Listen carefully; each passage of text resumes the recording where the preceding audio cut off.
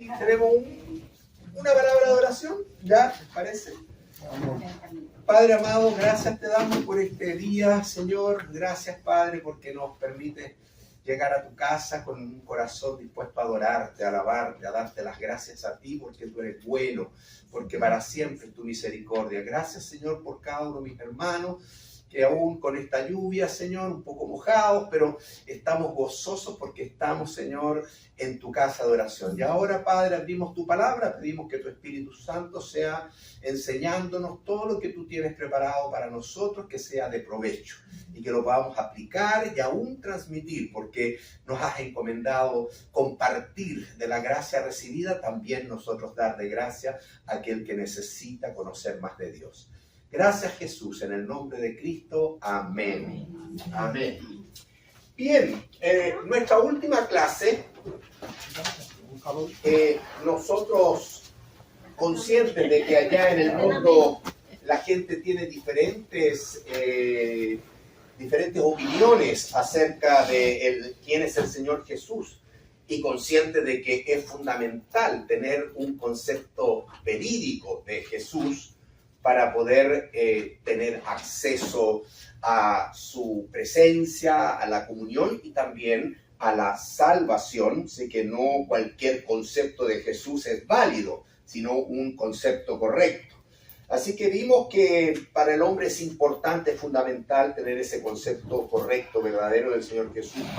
Y al Señor Jesús, consciente de esta realidad, también le interesa saber que las personas tengan un concepto correcto de Él.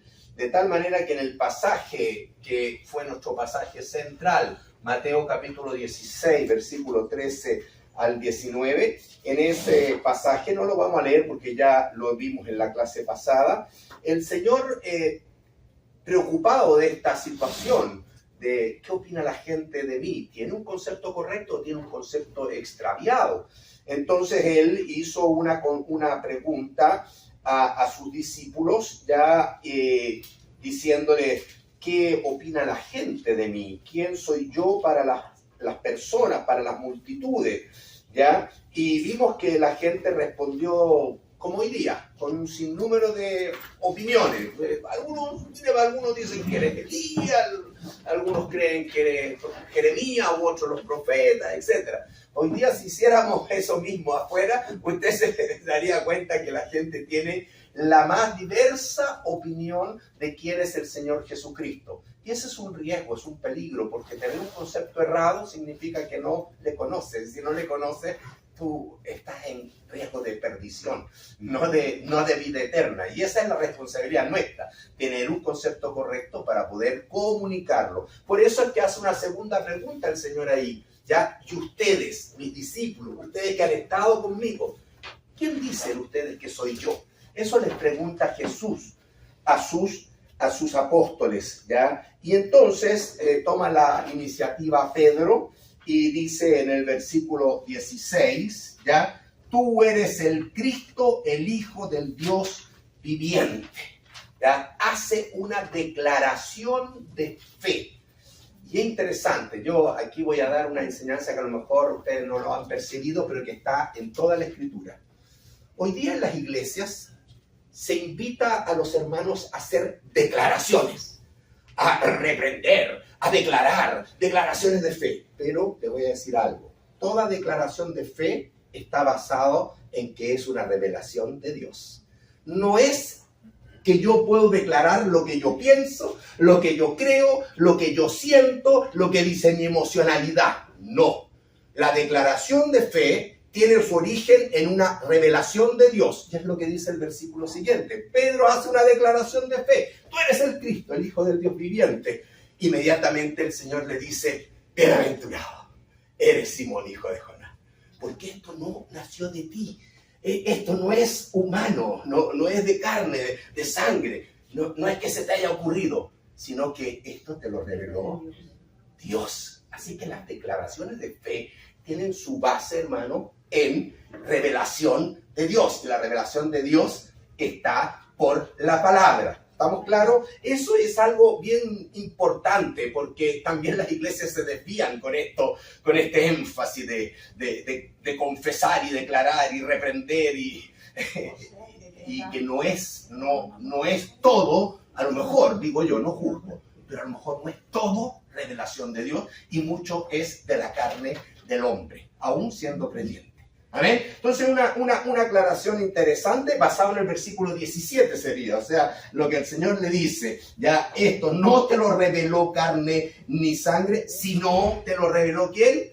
Mi Padre que está en los cielos. Y luego el versículo 18, yo también te digo que tú eres Pedro, dijimos que la palabra en griego era Petros, ya, y sobre esta roca, y la palabra es Petra, así que jamás el Señor pensó edificar su iglesia sobre un hombre. Él no dice que está edificando la iglesia sobre Pedro, sino que está edificando la iglesia sobre la Petra, la roca. Y la roca en última instancia es Cristo mismo, ¿ya? Y es la declaración de fe que los hombres, el primero Pedro, sí, pero después van a venir muchos otros, como usted y yo, que van a declarar quién es Cristo para mí. Y van a declarar una verdad, o sea, un concepto correcto de Cristo. ¿Se entiende? Entonces, eso es bien importante reconocerlo. Este es un versículo conflictivo en el sentido de que este versículo es el que toma el catolicismo romano para avalar el papado. Y es una mala interpretación. Ellos creen entonces que la iglesia fue encomendada y edificada en Pedro, el primer papa, y después entonces nosotros vamos con una sucesión de papas y tenemos la autoridad ya sobre los fieles de lo que Dios dice, lo que Dios demanda, ¿ah? Y se atribuyen esa autoridad que jamás el Señor la entregó. Por eso vimos algo que es bien importante. Hago un paréntesis, otra enseñanza, para que usted lo anote. Hermanos, una regla en la interpretación bíblica es saber o buscar, identificar qué es lo que los oyentes entendieron de lo que se dice en la palabra. ¿Qué es lo que en este caso los judíos, los discípulos entendieron de lo que el Señor habló? Eso es bien importante. A veces nos saltamos eso en lo que se llama la hermenéutica y lo traspolamos inmediatamente a nuestra cultura occidental. Ya, y todos somos de diferentes nacionalidades y podemos sacar 1000 opiniones. Pero es importante someter nuestra opinión personal en forma anticipada sin antes saber qué es lo que entendieron los que primero escucharon el mensaje. ¿Ah? Y por eso es que nosotros estuvimos en la última clase viendo qué significado en la mente de un judío es esto de piedra. Y hoy día vamos a ver qué es en la mente de un judío esto de roca. Y hablamos de que en última instancia en todos los profetas, hablamos de Isaías capítulo 8, Isaías capítulo 28, hablamos en los Salmos, Salmo 118, hablamos del Jalel judío, que es el himno que se cantaba en la Pascua y que lo cantó el Señor Jesús con sus discípulos en el aposento alto antes de ir al monte de Getsemaní, el monte de los olivos, en el arresto. Cantaron el himno, dice, y cantaron el Jalel. Salmo 113 a Salmo 118. Y el Salmo 118 también hablaba de la piedra desechada. ¿Se acuerdan? Así que fuimos a ver qué es lo que entendían, qué es lo que estaba en la mente del judío cuando Jesús habló de piedra, Petros, y habló de Petra, ¿ok? Entonces eso también es parte de la clase pasada, ¿ya? Y por último, terminamos con Primera de Pedro, ¿ya? Se me olvidó el capítulo 2. Primera de Pedro, capítulo 2. Acá hay algo mal. Eso, 2, versículo 4 al 8. ¿Qué es lo que entendió Pedro entonces?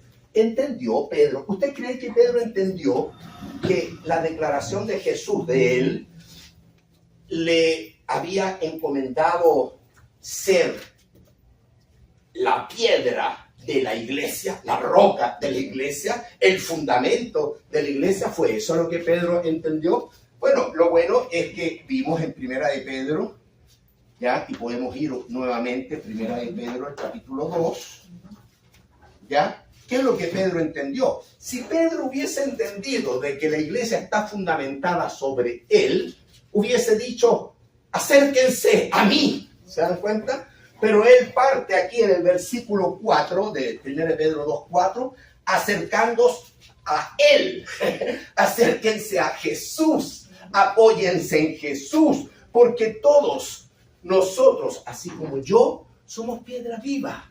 Somos piedra viva que tenemos que anclarnos al fundamento de la iglesia, que es el Señor Jesucristo, la roca. Y luego Pedro entonces avala su pensamiento de que es Él, no soy yo el fundamento de la iglesia, es Él, lo avala justo con palabra de Dios, porque menciona Isaías 28, Isaías 8 y el Salmo 118. O sea, justo los pasajes que nosotros estudiamos la clase pasada. Así que si está con un signo de interrogación, vea el video de la clase pasada, porque esta es una continuación, ¿ya? Nos faltó tiempo y por eso es que estoy haciendo 2 clases de la misma temática, ¿ya? Así que los que no estuvieron, yo les pido eso, que vayan a la clase, al video anterior y a este. Ya Pablo tampoco entendió, Pedro, el primero, el más importante, al que le llegó esta aceleración de Cristo, él nunca pensó que era el fundamento. Y lo revela en su primera epístola de Pedro. ¿Está claro eso? ¿Hasta aquí? Ya. Pablo, ¿qué dice en 1 Corintios 3:11? Un versículo que tiene que saber de memoria.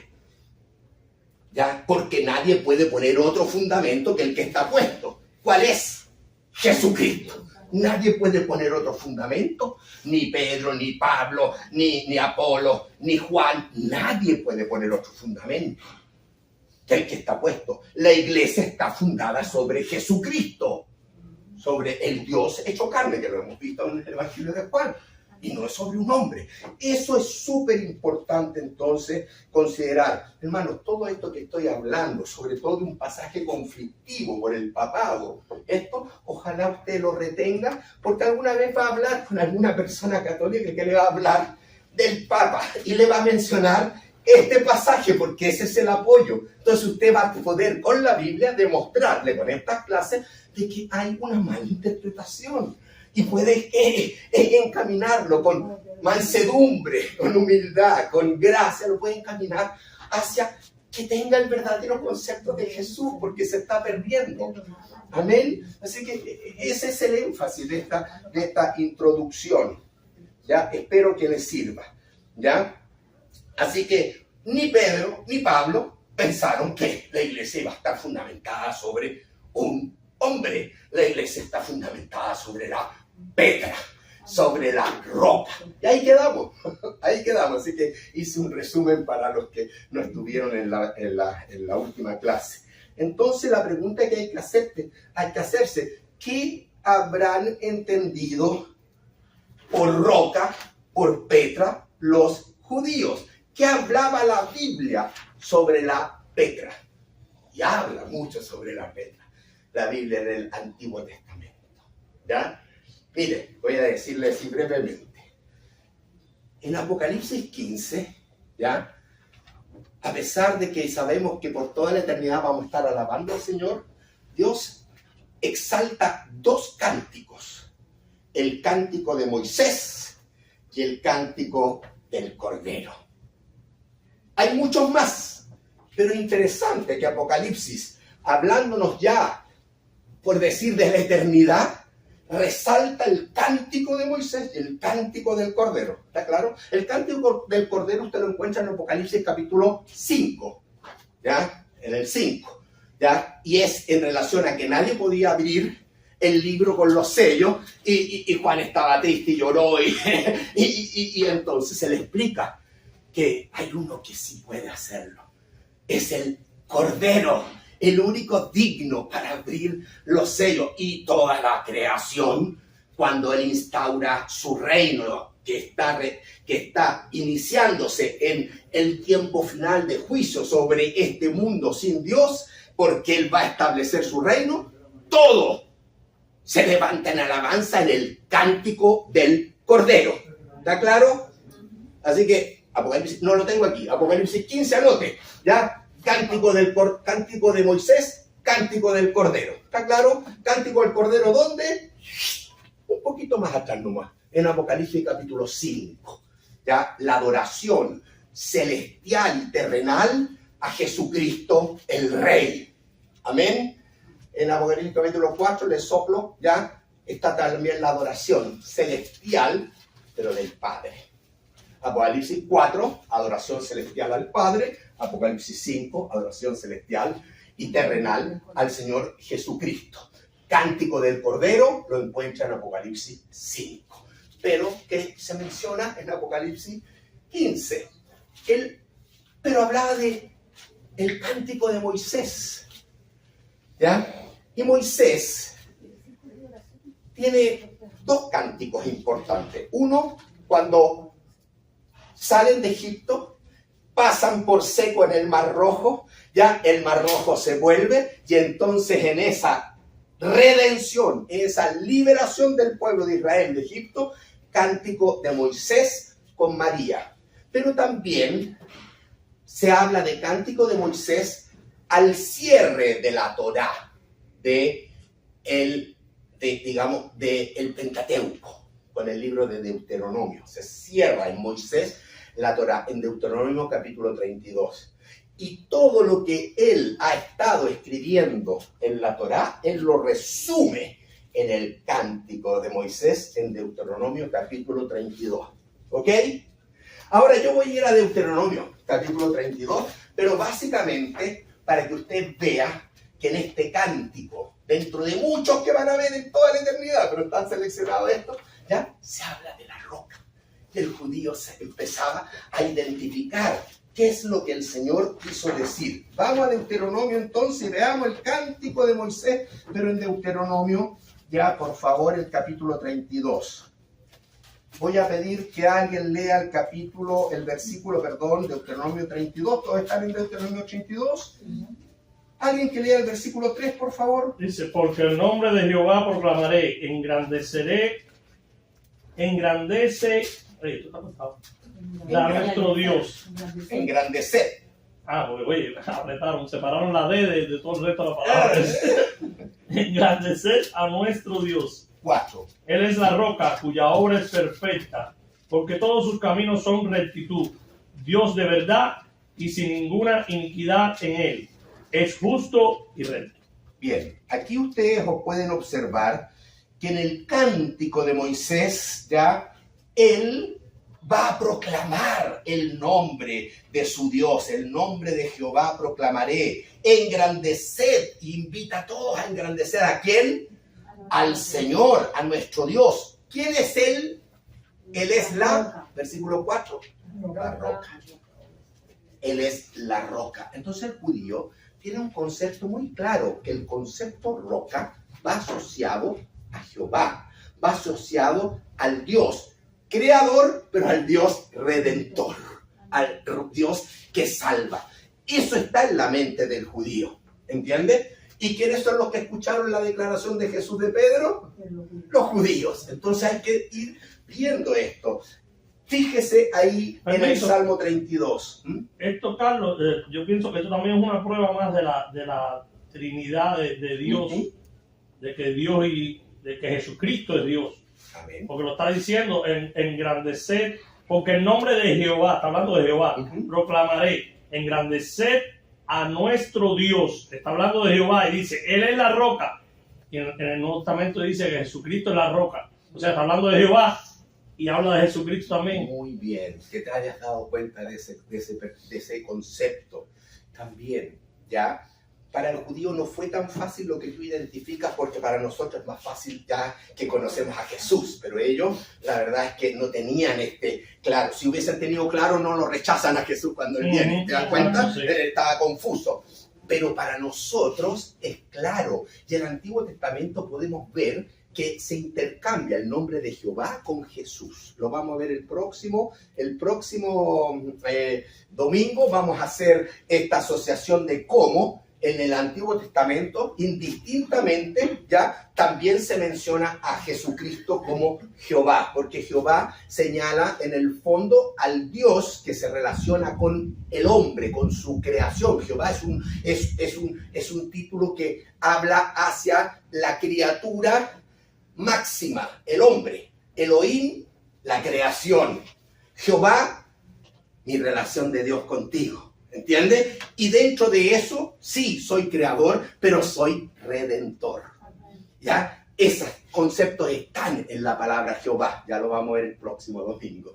Y tiene una relación totalmente que puede hablar en algún aspecto del Padre, de la Trinidad, la misma palabra Jehová, pero también de Jesús. Para ellos requería un poco más de fe, como es lógico, el creer esto, porque Jesucristo no había venido en ese entonces. Obvio. Nosotros lo vemos a otro punto de vista. Pero lo triste del caso es que hoy en la actualidad, después que Jesucristo vino, todavía hay gente que sigue creyendo que Jesucristo y Dios no es el mismo. Así es, así es. Pero aquí ya nos vamos dando cuenta que hay una relación que incluso venía desde de la Torá, del Pentateuco, de los escritos de Moisés. O sea, lo primero, porque el primer escrito es de Moisés y se llama Génesis. ¿Quién lo escribió? Moisés, inspirado por él. Y escribió Génesis, Éxodo, Levítico, Número, Deuteronomio. Los 5 primeros libros. Nosotros le llamamos Penta, 5. Los primeros 5 libros. Pero los judíos le llaman Torá. Torá. ¿Ya? Ok. Importante entender eso. Versículo 15. ¿Quién tiene del mismo Deuteronomio 82? Vamos al 15. Para que vamos viendo detrás del cántico de Moisés el concepto roca en la mente del judío. De eso se trata el ejercicio. ¿Está claro? 15. ¿Quién lo tiene? Engordó Jesurún y tiró coces, engordaste, te cubriste de grasa, entonces abandonó al Dios que lo hizo y menospreció la roca de su salvación. Bien, este versículo está hablando de Jesurún. Jesurún ya es la primera palabra que después se va a reemplazar, es una ciudad que va a reemplazar Jerusalén. Está hablando de la florinata de los judíos, y está hablando que todo este pueblo de Israel ahí se engordaron en sí mismos, ya que dice que tiraron coces, digamos como un potro que no quiere ser domado, o sea, un salvaje, se rebelaron, esa es la idea. Tiraron cosas, se rebelaron. Israel, mi pueblo elegido, engordó en sí mismo, engordó en soberbia, engordó en conceptos errados, fue rebelde, engordaste, te cubriste de grasa, ya que no aprovecha. Entonces, todo el pueblo de Israel abandonó al Dios que lo hizo, abandonó al Dios que hizo, no solo toda la creación, que hizo Israel, que hizo a la nación y que la escogió. Esa nación lo abandonó a Dios y menospreció. ¿Qué menospreció? La roca de su salvación. Así que la roca tiene que ver con redención. Menospreció hasta el día de hoy. ¿Quién es el menospreciado por su propio pueblo? Jesús. Así que la roca ahí está hablando del Redentor, está hablando del Dios Redentor, que es Jesucristo. Jesucristo en el cántico de Moisés. Entonces abandonó al Dios que lo hizo y menospreció la roca de su salvación. ¿Con quién se asocia nuevamente la palabra roca? Con Cristo, no con Pedro. Fíjese cómo vamos viendo. El 18. Versículo 18. De la roca que te creó te olvidaste. Te has olvidado de Dios tu creador. Habla del Dios que te creó. Nosotros vimos. ¿Quién es el creador? Juan, Hebreos, Colosenses, lo hemos visto. Jesucristo. Jesucristo. De la roca que te creó te olvidaste. Israel está hablando. Te has olvidado de Dios tu creador. Y por último el versículo 31. Porque de la roca de ellos no es como nuestra roca, y aún nuestros enemigos son de ellos jueces.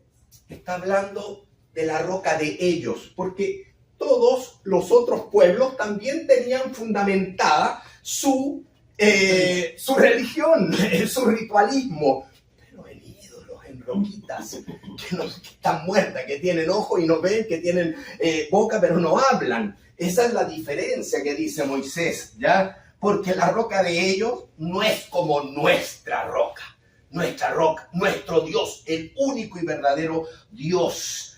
Y aún nuestros enemigos son de ellos jueces, o sea que ellos mismos se erigen como jueces de sus propios dioses, porque son dioses inventados, pero nuestro Dios nunca fue inventado. Nuestro Dios es eterno, es inmutable, en el principio, antes que nada existiera, pues Él ya estaba, a Él nadie lo creó, más bien Él sí creó todas las cosas. ¿Se dan cuenta? Entonces, qué tremendo como el judío debía tener en su mente ese concepto de que la roca hablaba de Dios, de Jesús, del Creador y del Redentor. Todo eso involucraba el término roca. Hay otros cánticos, les dije, que se van a cantar allá arriba, pero que no están mencionados, como el cántico del Cordero, el cántico de Moisés, por ejemplo, el cántico de David. Y David tiene muchos cánticos, sino el salterio. Hay cánticos de Asaf también. Hay un cántico que es de los redimidos. ¿Ah? Hay un cántico que es de los redimidos, son ideas. Cántico de los redimidos, sí. Ahí se menciona que es nuestro, pero no dice qué es lo que vamos a cantar. Lo más probable es que está asociado al cántico del Cordero, que es lo central. Y para el judío, el cántico de Moisés también es central, ¿entiendes? Pero ¿de quién hablan los cánticos de Moisés? Hablan de Cristo, hablan de la roca, ¿ok? Bien, ahora veamos a David, segunda de Samuel 22. Segunda de Samuel 22.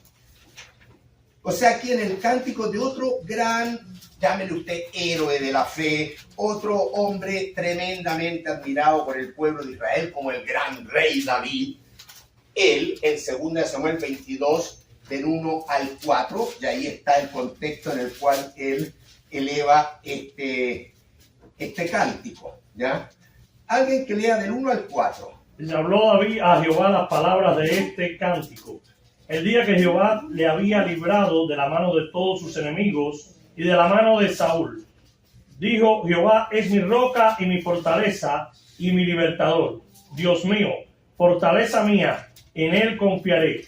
Mi escudo y el fuerte de mi salvación, mi alto refugio, salvador mío. De violencia me libraste. Invocaré a Jehová, quien es digno de ser alabado, y seré salvo de mis enemigos. ¿No les suena parecido a un salmo estos versículos del 1 al 4? Ahí está, Salmo 18. Pero el contexto, ¿cuál es? Mira, este es uno de los tantos múltiples cánticos de David. Y cuando David comienza con esta alabanza y esta adoración al Señor, cuando le libró de sus enemigos, cuando le libró de la mano del rey Saúl que lo perseguía. O sea, cuando se aplaca esta persecución, yo irrumpo en cántico, David irrumpe en cántico. Esa es la circunstancia. Hay otra circunstancia en la cual David cantó y danzó. Cuando David, por ejemplo, agarró el arca para llevarla a Jerusalén, a su casa, y en su casa le hizo tienda. ¿Ya? Cuando David, el arca, ¿por qué la agarró? Porque el arca parecía pelota de ping-pong, porque estaba extraviada, porque la habían agarrado los filisteos, la habían llevado a Asdod, la habían puesto en el templo donde el dios de estos filisteos era Dagón, y Dagón se cayó adorando al arca y después se quebró, y los filisteos no querían más porque vino una plaga de ratones y vino una plaga de tumores, y devolvámosla a los israelitas, porque esta arca los tiene. No, Dios se defendió. Dios se defendió. Bueno, la historia es más larga, pero entonces el arca pasó y a las 5 grandes ciudades de los filisteos les llegó todas estas enfermedades. ¿Cuáles son las 5 grandes ciudades de los filisteos? Asdod, Ecrón, Ascalón, Gat y Gaza. ¿Les suena el nombre Gaza? Sí. Ya, filisteo. Esa misma región, pegada al Mediterráneo. Esas eran las 5 ciudades de los filisteos. Las 5, Dios, por haber llevado el arca, haber usurpado el arca de Israel, pero Dios lo permitió porque Israel se lo merecía por su pecado, ¿ya? Bueno, llega un cuento de que el arca se devuelve, ¿ya? Que los israelitas cometen un error, miran al arca, no me acuerdo si son 40.000 o 50.000, que mueren, fulminados, tremendo. Murieron más por esa acción que en las batallas con los filisteos. Y entonces el arca se va ya a un lugar, ya, y por último llega donde Obed-Edom, 3 meses. Y ahí, bueno, primero estuvo 20 años el arca, no en el tabernáculo, sino con Abinadab. Y después se lleva a Obed-Edom, porque hubo mortandad. Y Dios bendice la familia de Obed-Edom, que no era israelita, era geteo, ¿ya? Pero tenía devoción, tenía respeto, que no tuvieron ni siquiera los israelitas. Y entonces el arca, David la lleva, ¿a dónde? A Jerusalén, porque David quiere él que el arca esté conmigo. Es un sentir muy especial eso, una enseñanza, no sé, es el sentir del Salmo 42. Como el ciervo brama por las corrientes de las aguas, así brama, oh Dios, por ti el alma mía. David anhelaba la presencia de Dios. ¿Anhela usted la presencia de Dios? Amén. David llevó la presencia de Dios, el arca, ahí a su casa, a Jerusalén. Y cuando llevó eso, bueno, me estoy alargando, danzó y cantó. Y cantó y originó 3 salmos en esa acción de cántico y de alabanza, porque el arca que estuvo tanto tiempo extraviada de aquí para allá, esto, lo otro, los filisteos, los mismos judíos, digamos, la falta de reverencia y todas las consecuencias, lea todos esos pasajes, ya, entonces ya, por fin el arca ya la tenemos, incluso el primer intento de David también, ya, por llevar el arca, la metió arriba de un carruaje que no se tenía que hacer, ya, de bueyes, los bueyes tropezan, Yusa, se va a caer la toma, fulminado, inmediatamente fulminado. David aprendió la lección, las cosas se hacen al modo de Dios, porque si no lo hago al modo de Dios, estoy mal. Y esa vez la llevó como tenía que ser, con las varas en hombro, a Jerusalén. Y entonces danzó, y David ahí no solamente hace la acción de rey, sino que hace la acción también de sacerdote, porque se viste con ropa sacerdotal, sacrifica, ya hace sacrificio. Por lo tanto, David es el primero que representa o simboliza no el sacerdocio arónico, sino el sacerdocio bajo Melquisedec, sacerdote y rey. Por eso que Hebreos dice que el sacerdocio arónico ya pasó con la venida de Cristo, pero ahora tenemos un sumo sacerdote de una mejor orden, la orden según el orden de Melquisedec. Es sacerdote y es rey, Jesucristo. ¿Entienden? Un poco, estoy medio enredado, pero ojalá ustedes lo capten. Bueno, en esa acción de llevar el arca a Jerusalén, David danzó y cantó, y dio origen a 3 salmos. El Salmo 105, el Salmo 96 y el Salmo 106. Y eso está en Primera de Crónicas, capítulo 16. Acá, en Segunda de Samuel, David canta y da origen a otro salmo, el Salmo 18. Si usted leyó, o sea, creo que, no sé quién leyó, hermana Cristina, ¿usted leyó del 1 al 4 o fue Santoyo? ¿Santoyo? Sí, del 1 al 4 yo leí. Segunda de Samuel 21, 1 al 4. ¿Y qué dice? Fíjate cómo eso, si te das cuenta, te vas al Salmo 18 y en ese cántico David dejó establecido el Salmo 18. Te amo, oh Jehová, fortaleza mía. ¿Qué dice? Jehová, roca mía. La palabra que nos convocó en el estudio. Jehová, roca mía, castillo mío, mi libertador. Dios mío, fortaleza mía, en él confiaré, mi escudo y la fuerza de mi salvación, mi alto refugio invocaré a Jehová, quien es digno de ser alabado. ¿Se saben la música de ese salmo? ¿Lo saben? No, esa música no lo digo. Te amo, oh Jehová, fortaleza mía, Jehová, roca mía y castillo mío, mi libertador. Dios mío, oh fortaleza mía, en él confiaré. Escudo y la fuerza de mi salvación, mi alto refugio invocaré a Jehová, quien es digno de ser alabado y seré salvo de mis enemigos. Salió más o menos nomás, pero pongámosle música, estoy cantando, es maravilloso, a mí me encanta, es uno de mis salmos favoritos. Te amo, oh Jehová, qué tremendo salmo. Y que dice que es la roca. Mira lo que es esa palabra, la roca. Y por eso es que el Señor Jesucristo, consciente también de lo que está en la mente de los judíos, Él tiene el sermón más maravilloso, más largo, que está registrado en la Biblia, en Mateo capítulo 5 al 7. ¿No es verdad? Del 5 al 7. Se llama Sermón del Monte. Comienza con la bienaventuranza en el 5, pero termina en el capítulo 7. Ahí está. Hay una canción que es Cristo la Roca. Un himno, creo que. También, obvio. Mateo capítulo 7. ¿Qué dice Jesús en Mateo capítulo 7? ¿Ya? Terminando este gran sermón del monte, ¿ya? Ahí en Mateo 7, el versículo 24.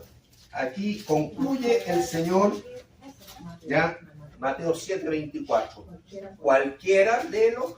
Cualquiera pues que me oye estas palabras y las hace, le compararé a un hombre prudente que edificó su casa sobre la roca.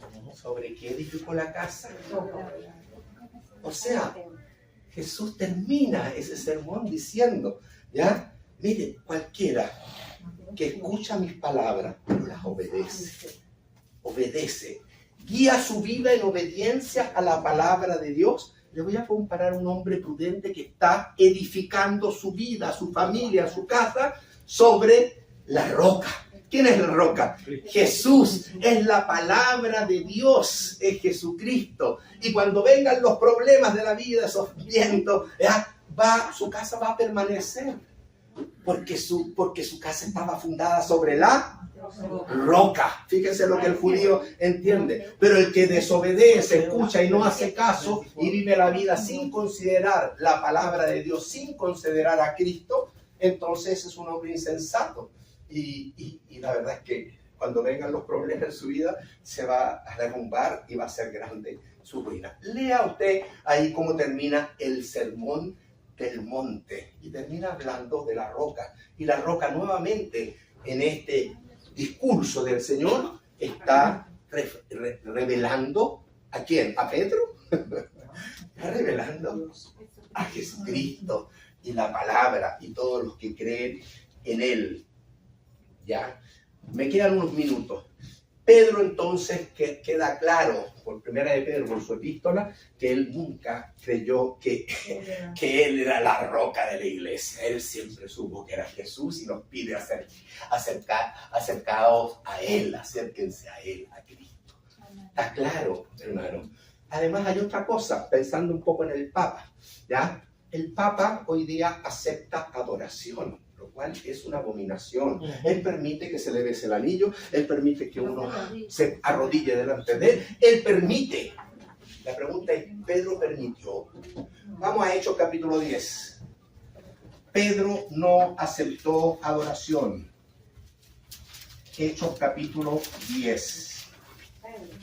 Pedro, si fuera el primer papa, así como entonces podría haber aceptado adoración y estaría bien que el papa hoy día ejerza ministerio y más encima que reciba adoración, pero como es una doctrina falsa, ya como lo hemos estado exponiendo, Pedro tampoco recibió adoración.